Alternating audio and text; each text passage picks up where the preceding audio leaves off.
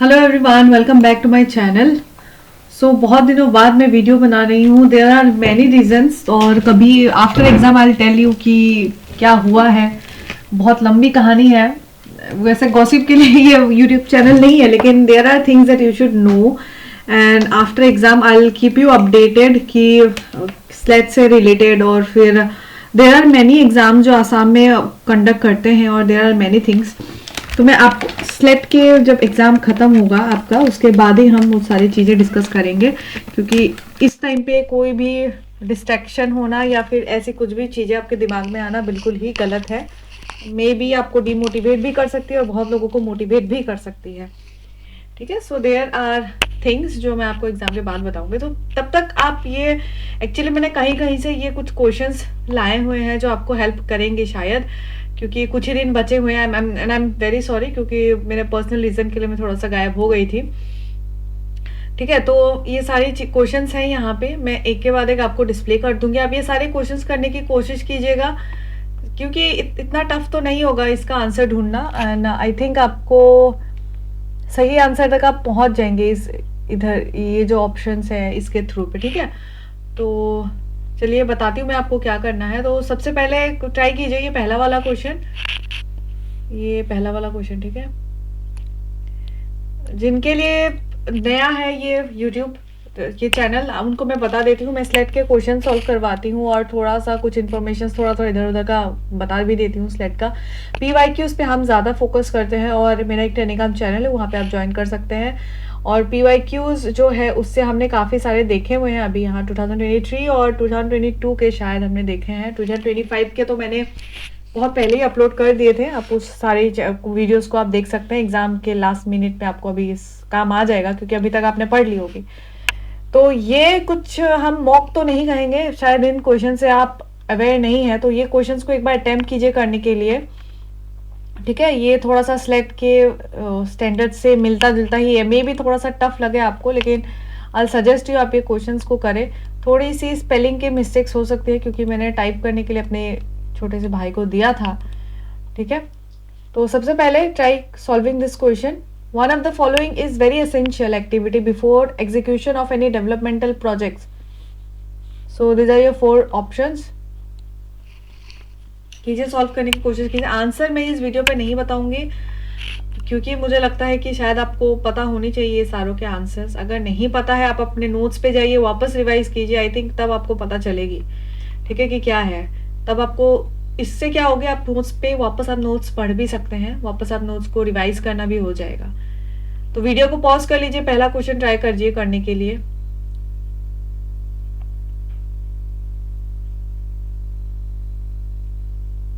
ठीक है, पहला बन गया होगा। अब दूसरे पे आते हैं। Hormones which substitute long photo period required for flowering. Flowering को अवॉइड करने के लिए जो फोटो पीरियड जो है ना, एक चाहिए होती है, लॉन्ग फोटो पीरियड की चाहिए, तो उसको ओवरकम एक हार्मोन करती है। अगर किसी के पास लॉन्ग फोटो पीरियड अगर उस फ्लावर को ना दो, तो वो एक हार्मोन डालने से भी हो जाएगा, फ्लावरिंग हो जाएगी उस फ्लावर पे। तो आप बताइए चारों ऑप्शंस में से कौन सा हार्मोन होगा। हमने ये चीज डिस्कस करी है पहले भी। ठीक है, प्लांट फिजियोलॉजी से है। फिर उसके बाद ये थर्ड है, which of the following is not an ex situ germ plasm conservation strategy. ठीक है, तो ex situ मतलब कि इन situ मतलब क्या होता है, ऑन साइट आप स्टोरेज कर रहे हैं, कंजर्वेशन कर रहे हैं। ex situ मतलब कि साइट से अलग ले जाके। तो इनमें से कौन सा नहीं है, नॉट। ठीक है, ये इकोलॉजी का हो सकता है। ये ट्राई सॉल्विंग दिस क्वेश्चन।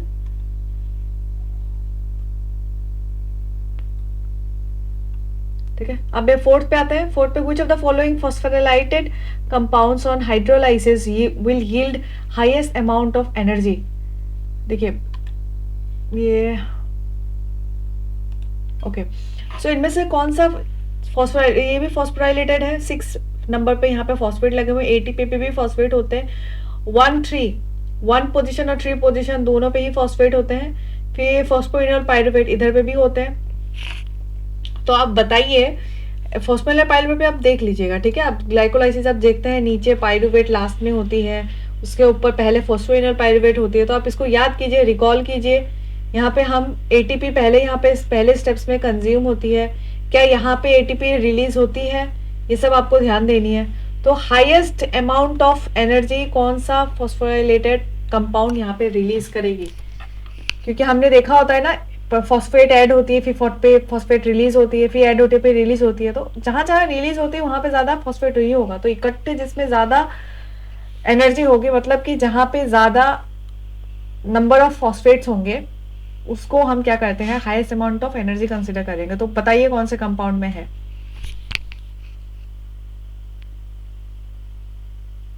ठीक है, ओके। फिफ्थ पे आते हैं, in commercially available TLC plates the size of thin layer of absorbent is about.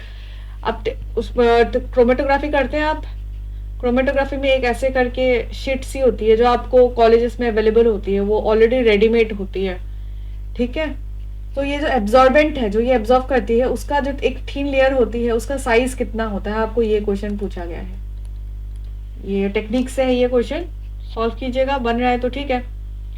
तो उसके बाद इस क्वेश्चन पे आते हैं, higher supply of glucose inhibits transcription of lac operon because of low synthesis of.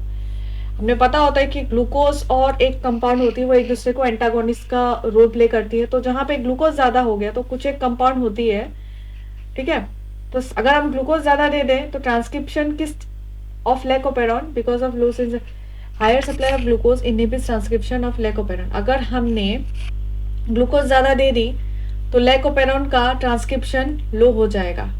क्यों? ठीक है, इनहिबिट करेगा एक्चुअली लैकोपेरॉन के ट्रांसक्रिप्शन को। क्यों इनहिबिट करेगा? किस चीज के लो होने पे ग्लूकोज जो लैकोपेरॉन है उसका ट्रांसक्रिप्शन जो है वो इनहिबिट हो जाएगा? पढ़िए क्वेश्चन को वापस, शायद मैं आपको अभी नहीं समझा पा रही क्योंकि मैं हड़बड़ी में आपको बस एक देना चाहती हूँ ये क्वेश्चंस। वीडियो पॉज कर लीजिए, ट्राई कीजिए क्वेश्चन करने का।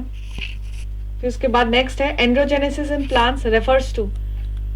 एंड्रोजेनेसिस प्लांट्स में किसको रेफर करते हैं?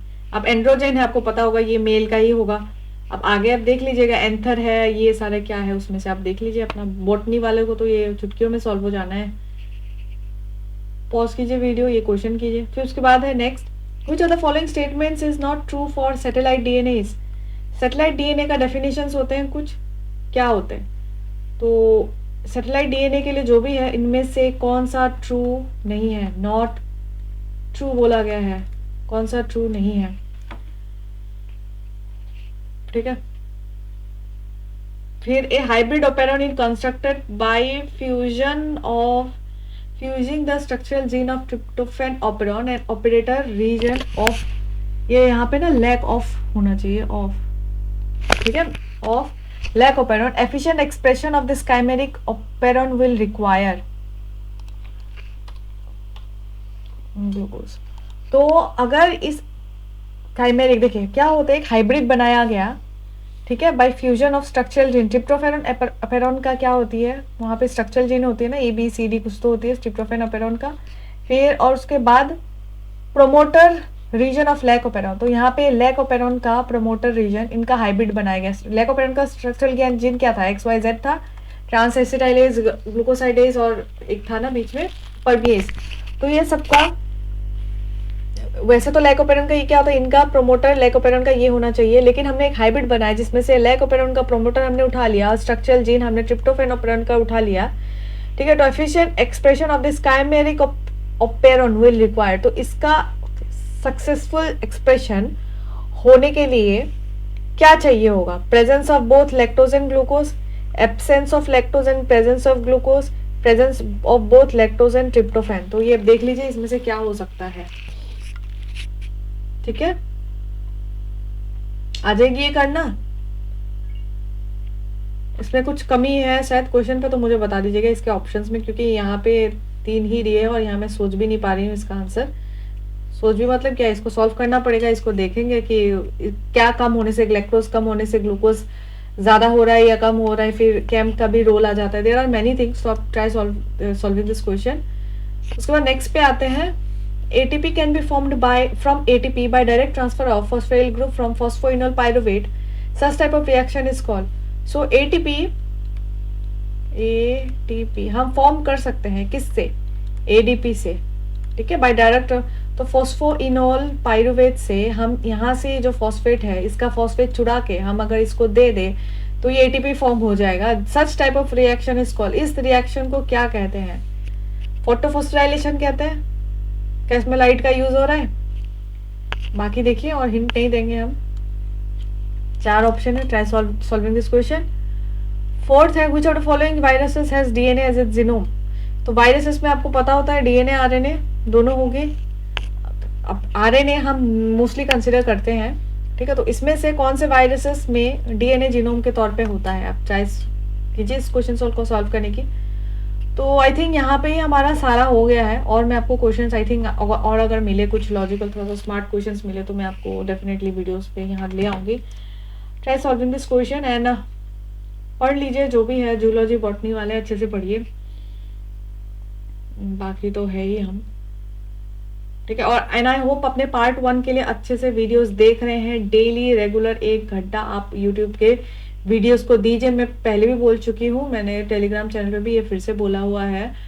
एंड कुछ भी डाउट हो वहां पे तो पूछ सकते हैं, ठीक है। So that's all for today. Channel को सब्सक्राइब कर सकते हैं अगर आपके लाइक कंटेंट है, वीडियो को लाइक कर सकते हैं, दोस्तों को शेयर कर दीजिए जो भी आपके साथ प्रिपरेशन कर रहे हैं, साथ में उतरे हुए हैं। और कुछ भी डाउट है कमेंट सेक्शन में बता दीजिएगा, ठीक है। Thank you so much.